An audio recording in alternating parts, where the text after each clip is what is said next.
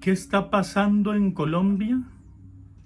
Una pregunta ineludible y que indudablemente entra en conjunción con esta era de los levantamientos, tal cual titula su último libro, que pronto estará en librerías, el sociólogo Michel Maffesoli.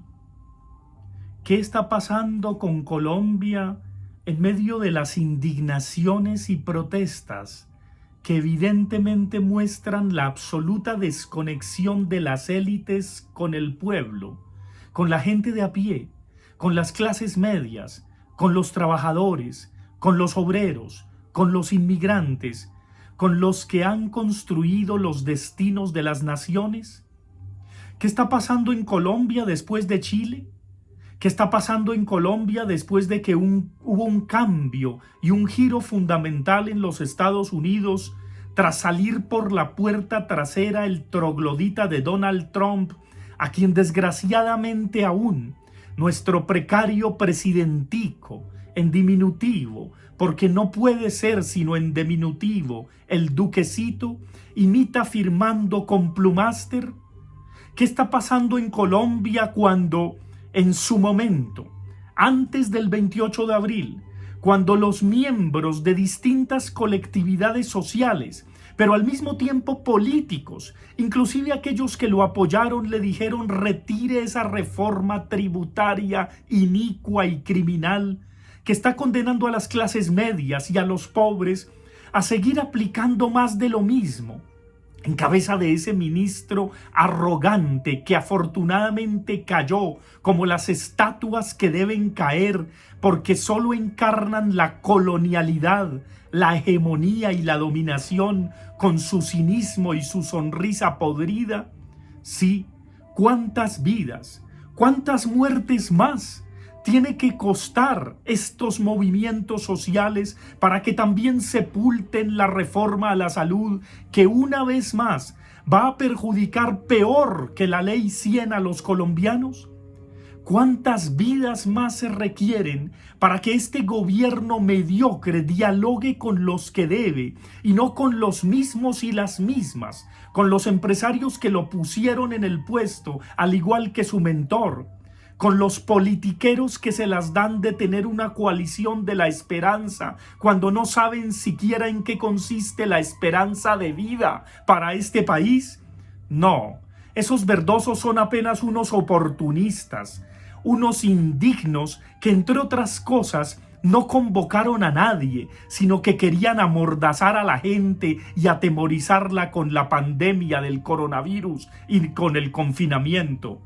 Y obviamente también tenemos allí a la alcaldesa oportunista que critica a un líder social y político porque no sale a marchar para que lo asesinen. Y entonces, ¿marcho o no marcho? Malo porque bogas y malo porque no bogas. No, su actitud moderada y de llamar la atención a cuidarnos mutuamente y a ejercer el derecho a la protesta ha sido ejemplar y hay que celebrarla. Entonces, ¿qué está pasando en Colombia con esos medios reptantes ante el establecimiento? Porque aunque son privados parecieran oficialistas, y no es que estén arrodillados, sino que se arrastran ante el poder, como esa revista que expulsó a sus mejores periodistas y ahora se volvió de fin de semana, so pretexto de darle una promoción a los arribistas para que por 39.900 pesitos al año o 25.000 al semestre se dejen lavar el cerebro con sangre, como ese performance que felizmente un fotógrafo del Espectador retrató ante el edificio de ese Pasquín que es una caricatura de la información en Colombia. ¿Qué está pasando en Colombia cuando el diálogo social no se puede posponer más? y en lo poco que le queda a este gobierno, que ni siquiera vale la pena tumbar, porque quedaríamos en manos de una persona más arribista aún y más precaria, que va a celebrar la entrada de Colombia a la OCDE en París, viajando en primera clase, pero que en el gobierno anterior criticó esa misma entrada de Colombia en la OCDE, y que no entiende que la política debe estar por encima de la economía y no a la inversa. No, que lo poco que les queda para entregar el poder, porque lo van a perder, que tengan al menos un poco de dignidad y que no se atrevan a echarle más leña al fuego, que no se atrevan a pretender sujetarse o mejor encubrirse bajo la figura de la conmoción interior que no existe. No, no más pánico social, no más grecoquimbayadas ni especies de ideologías culebreras asesoradas por neonazis para hablar de revoluciones moleculares que no existen. No, el célebre intelectual Félix Guattari habló de la revolución molecular, pero no en el sentido de que el neonazi que es invitado por la Universidad Militar Nueva Granada pretende lavarle el cerebro a los altos mandos militares. No, los que están en las calles, los que protestan, son los jóvenes de Colombia, son las ciudadanías libres, pacífica y festivamente. Los que tienen desmanes y cometen desmadres son justamente los infiltrados y aquellos que tienen tanta ira en el corazón que entre todos como sociedad debemos calmar, debemos conjurar.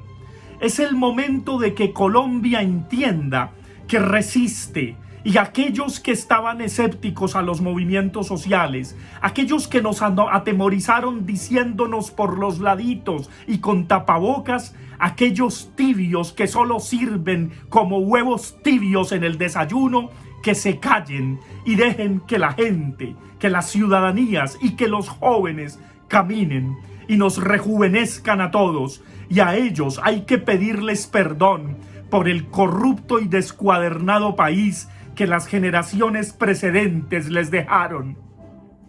Es tiempo de entender que pasando de la resistencia hay que llegar a la reexistencia, y Colombia debe reexistir, debe renacer, debe también transformar sus estructuras. Este país tan rico no puede quedar en manos de los mismos con las mismas. No puede el uribato seguir mandando. No. Los corruptos tienen que salir por la puerta trasera y ser sepultados bajo el peso de la historia. No más. No pueden pasar más y no pueden seguir siendo tan cínicos. No. Es el momento de que tengan un mínimo de coraje y de dignidad para ceder la plaza, para ceder el poder. Porque aquí lo que cuenta es la vida, lo que cuenta es la dignidad, lo que cuenta es el futuro, que no vamos a permitir que el uribato nos lo arrebate, y tampoco los tibios que sirven de caballos o yeguas de Troya para justamente permitir que sean los potentados y patentados los que sigan mandando.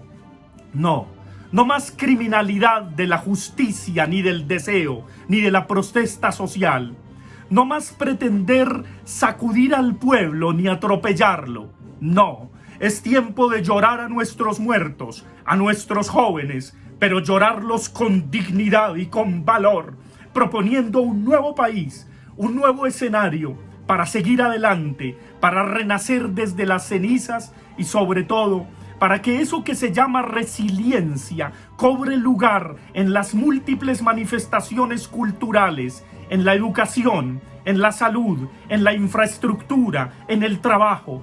Es tiempo de entender que no se trata de pagar por pagar una deuda externa. No, esa se puede negociar, pero lo que no se negocia es la dignidad de la humanidad, la dignidad de las ciudadanías.